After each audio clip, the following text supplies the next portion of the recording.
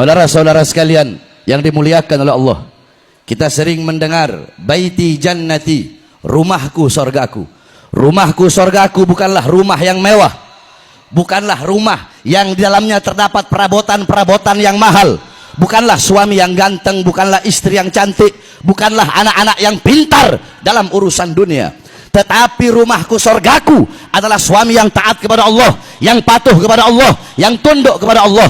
Seorang istri yang soleha, alimah, abidah, zahidah, wari'ah, jayyah. Seorang istri yang ikhlas menerima kekurangan suaminya. Seorang istri yang sabar. Seorang istri yang bisa menjadi muallimah, muaddibah, mudarrisah lil abna. Seorang istri yang bisa menjadi madrasah, bisa menjadi guru, bisa menjadi ustadz, bisa menjadi pengajar, pendidik pertama bagi putra-putrinya. Anak-anak yang pintar dalam urusan akhirat, dalam urusan agama, anak-anak yang taat, yang patuh, yang tunduk kepada Allah.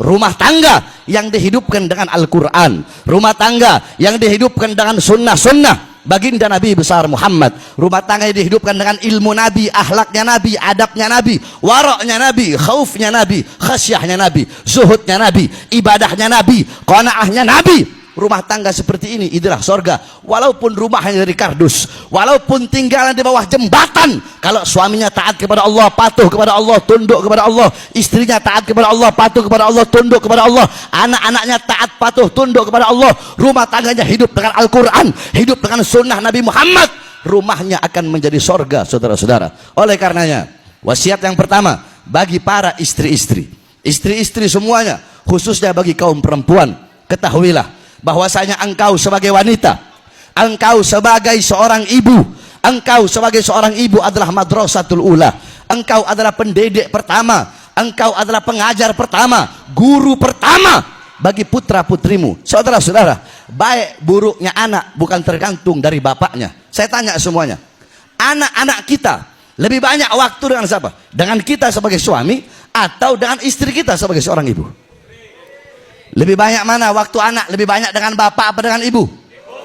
Lebih banyak dengan bapak apa dengan ibu? Saudara, baik buruknya anak tergantung daripada ibu.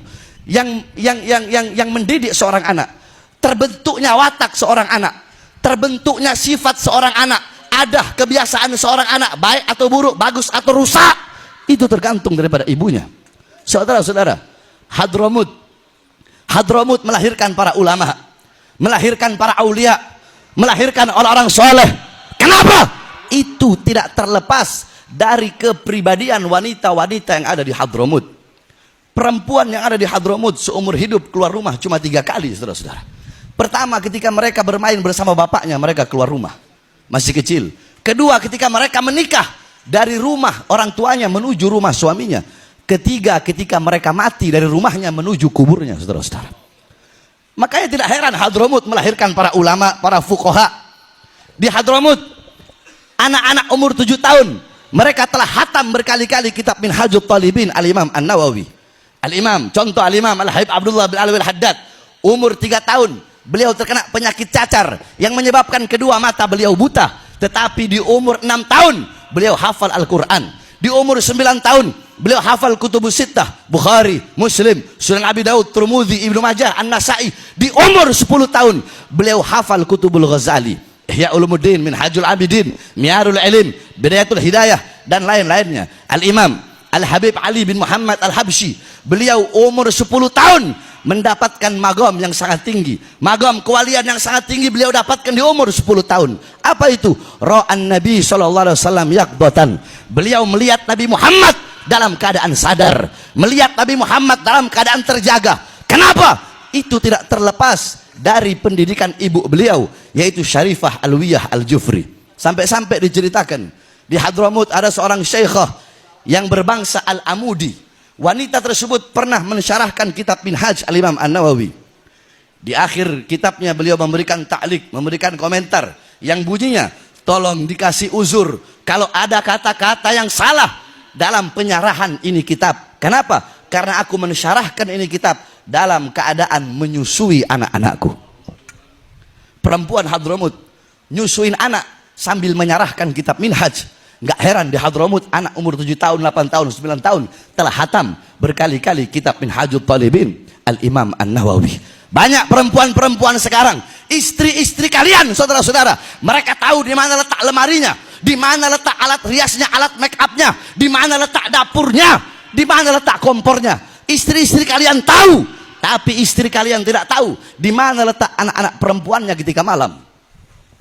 Saya tanya, istri kalian di rumah apabila ada emas, intan, permata, berlian, uang, apakah ditaruh di luar rumah atau ditaruh dalam lemari dikunci rapat-rapat? Jawab.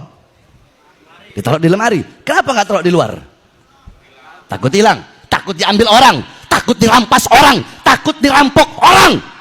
Emas, intan, permata, berlian kalian kunci rapat-rapat dalam lemari. Tapi kenapa putri-putri kalian, anak-anak perempuan kalian umbar seperti binatang, saudara-saudara? Apakah emas, intan, permata, berlian lebih berharga daripada anak-anak perempuan kalian?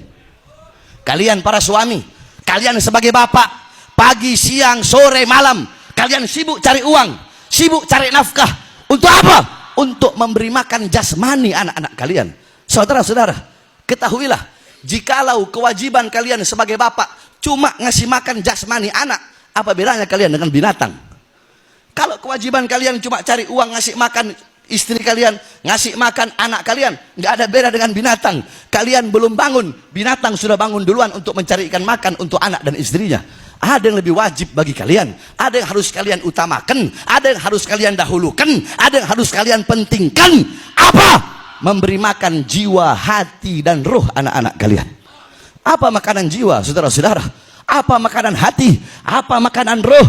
Makanan jiwa, makanan hati, makanan ruh adalah ilmu. Hati 3 hari gak kena ilmu, hati menjadi mati. Maka tanyakan kepada kalian, sebagai bapak, sebagai suami, telah berapa lama kalian menjadi sebab hati anak-anak kalian mati, hati istri-istri kalian mati, sehingga anak-anak kalian menjadi anak-anak yang durhaka, dan istri kalian menjadi istri yang durhaka. Jadi ingat, wasiat saya, nasihat saya, baik buruknya anak tergantung daripada ibunya, baik buruknya istri tergantung daripada kita sebagai suami, saudara-saudara. Jadi anak bagaikan penumpang, ibu atau istri kita bagaikan perahu. Kita adalah nahkoda daripada perahu tersebut. Apabila perahunya bolong, apabila perahunya rusak, maka tenggelamlah penumpang yang ada dalam perahu tersebut. Rusak atau tidaknya perahu tergantung kita sebagai nahkoda. Bukankah dalam Al-Quran Allah berfirman, ku anfusakum wa ahlikum naro. Jagalah diri kalian, jagalah anak istri kalian, jagalah orang-orang yang nafkahnya dibebankan kepada kalian. Jagalah mereka dari api nerakanya Allah. Bagaimana cara menjaga mereka dari api nerakanya Allah? Alimuhum wa addibuhumuddin. Ajarkan mereka, didik mereka dengan pendidikan agama. Seperti hanya itulah cara untuk menyelamatkan anak istri kalian, keluarga kalian, rumah tangga kalian dari api nerakanya Allah Subhanahu wa taala.